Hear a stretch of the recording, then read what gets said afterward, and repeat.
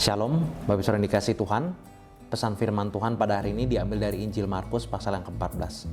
Bapak Saudara, biasanya acara makan bersama atau acara nongkrong bersama itu identik dengan sukacita. Ya, kita kumpul, kita makan siang dengan teman-teman kita, dengan keluarga kita menikmati persekutuan di dalamnya. Kita menikmati cerita-cerita baru yang kita dapatkan. Kita menikmati makanan-makanan yang enak dan minuman-minuman yang menyegarkan yang tersedia di hadapan kita. Momen makan adalah momen yang menyenangkan. Meja makan adalah meja yang menyatukan kita dengan teman-teman dan keluarga kita.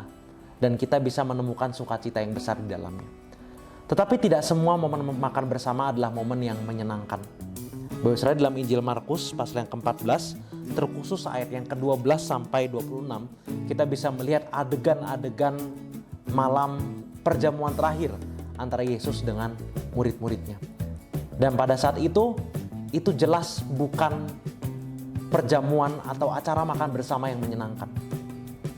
Karena itu adalah momen terakhir di mana Yesus makan Paskah bersama-sama dengan murid-muridnya sebelum ia mati, sebelum ia mengalami kesengsaraan yang begitu besar, sebelum ia dikhianati, sebelum ia dihukum dengan cara yang sangat bengis, dengan cara yang sangat tidak adil.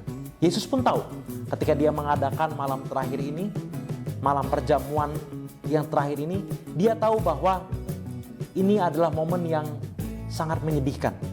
Ini adalah momen yang sangat gelap. Ini adalah momen yang sangat tidak menyenangkan bagi Yesus. Terlebih lagi, Yesus tahu bahwa dia akan dikhianati oleh Yudas.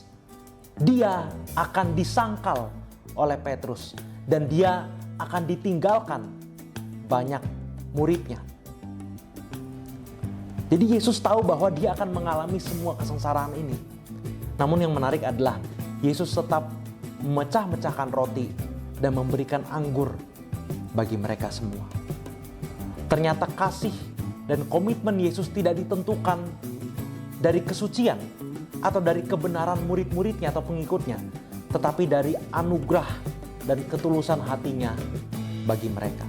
Bapak Saudara, pada masa itu acara makan bersama atau mengundang ke dalam sebuah perjamuan adalah bentuk kasih dari seorang sahabat, adalah tanda persahabatan yang kuat.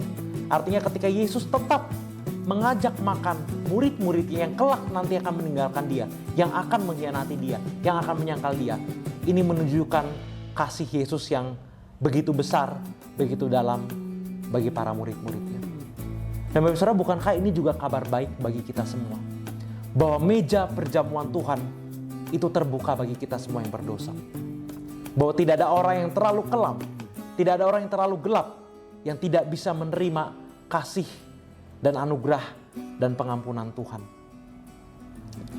Ketika kita merasa minder, kita punya kegagalan, kita punya sisi gelap, kita masih bergumul dalam dosa, maka firman Tuhan pada hari ini mengingatkan kita bahwa kasih Yesus tidak diberikan kepada kita karena kebaikan kita, karena kesetiaan kita, tetapi karena cinta kasih yang Ia sudah berikan kepada kita. Maka ketika kita tahu bahwa Tuhan Yesus sudah memberikan tubuhnya, memberikan darahnya bagi kita yang berdosa, kasihnya yang begitu besar dan sempurna, maka apakah jawab kita? Apakah kita akan tetap ragu-ragu bahwa Tuhan akan menerima kita? Atau apakah kita akan tetap hidup di dalam dosa, hidup di dalam jalan-jalan yang tidak menyenangkan Tuhan? Atau kita mau menyambut cinta kasih persekutuan dengan Tuhan dengan mata yang tertuju padanya? Maukah kita membuka hati kita terhadap jamuan Tuhan, terhadap kasih dan pengampunan Tuhan? Dan tidak lagi kita hidup bagi diri kita sendiri. Tidak lagi kita hidup sesuai dengan kehendak, sesuai dengan jalan hidup kita sendiri.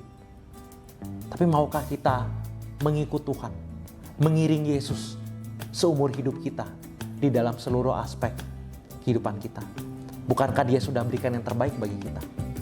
Maka respons yang paling pantas yang bisa kita berikan adalah kita mau memberikan hidup kita sebagai bentuk ucapan syukur karena kita sudah menerima kasih karunia Tuhan. Tuhan berkati kita semua.